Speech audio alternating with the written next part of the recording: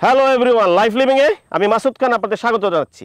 আড়িয়াল বিলে সম্পূর্ণ পানিতে থই থই করে এবং যতদূর পর্যন্ত চোখ যাবে আপনার পানি থাকবে এবং পানির সাথে এখানে আপনি শাপলা ফুল পাবেন এবং অসংখ্য, আমি যে নৌকাটিতে বসে আছি সেটিও শাপলা ফুল। এবং এই আড়িয়াল বিলটি হচ্ছে ঢাকা জেলার সবচেয়ে বড় বিল এবং এই আড়িয়াল বিল পরিবেশ এবং প্রতিবেশ যেভাবে আমাদের জন্য সহযোগিতা করছে এবং এই আড়িয়াল বিলকে রক্ষা করাটা আমাদের জন্য খুবই জরুরি।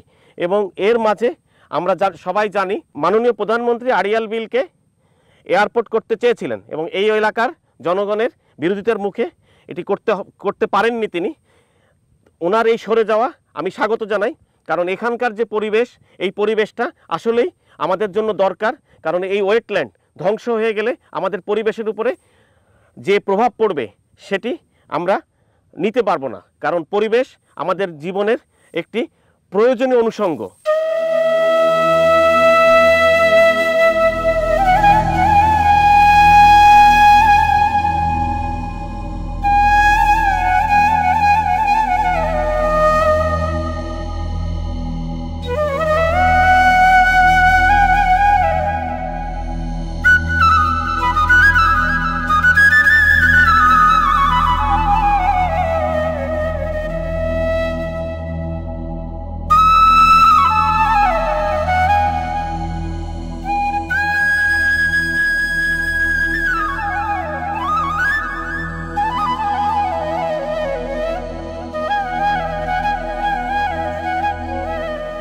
দর্শক, এবার বলি, শীতের সময় এই পুরো আড়িয়াল বিল যখন শীতকাল থাকে তখন প্রচুর পরিমাণে ফসল উৎপাদন হয়, শীতের সবজি উৎপাদন হয়। আর এই বর্ষার সময় এখানকার মিঠা পানির যে মাছের আধার, এই ঢাকার যারা ভোজন রসিক আছে, যারা দেশি মাছ খেতে পছন্দ করে, এইখান থেকেই দেশি মাছের উৎপাদন হয় এবং এখান থেকে যোগান হয়।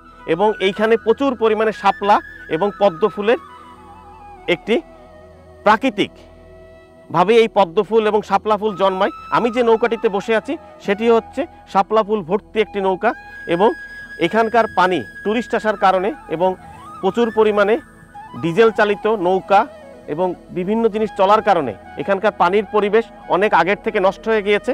তারপরেও এখনও যা আছে এর পরিবেশকে টিকিয়ে রাখার জন্য আমাদের সবাইকে সচেতন হতে হবে। দর্শক, এবার চলুন আমরা আড়িয়াল বিলের বর্ষার যে রূপ আপনাদের সামনে দেখাবো। আপনারা আমাদের সাথে থাকুন, লাইফ লিভিং এর সাথে থাকুন।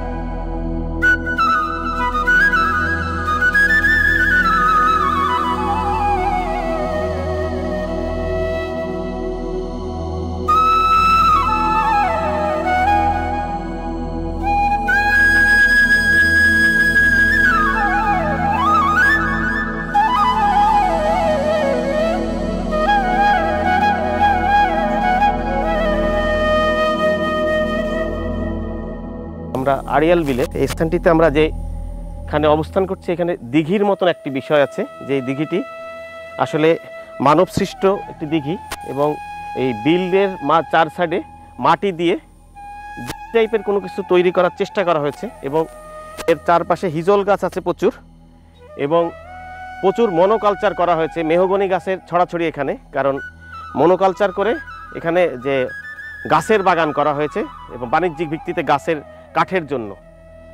তবে এখানকার এই পরিবেশের জন্য এই ধরনের মনোকালচার আসলে কাম্য নয়।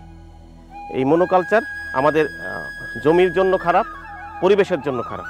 দর্শক, তবে এই দিঘির পানি টলটলে এবং এখানে প্রচুর দেশি মাছের যে সমাহার, এটা আসলে এই আড়িয়াল বিল থেকেই এই মাছের উৎপত্তি বা সৃষ্টি। তবে এই জায়গাটা অনেক ছায়া সুনিবিড় সুশীতল জায়গা একটি, যে কারোই আসলে ভালো লাগার একটি স্থান। চলুন দর্শক, আড়িয়াল বিলের অন্যান্য স্থানগুলো আপনাদের সাথে থাকি। একটা জিনিস দেখছো যে এইখানে সূর্যের আলো পৌঁছায় না, কিরকম মানে ছায়া সুনিবিড় একটা স্থান, মানে আসলেই ভালো লাগবে না যে কারো। অবশ্যই, আর গাছপালা অনেক বেশি তো, হ্যাঁ, এর জন্য রোদটা গায়ে লাগে না। তবে আড়িয়াল বিলের ভিতরে স্থানটি চমৎকার, কিন্তু মুশকিল হচ্ছে মানে মনোকালচার করে ফেলছে, একই ধরনের গাছ লাগাই ফেলছে সব।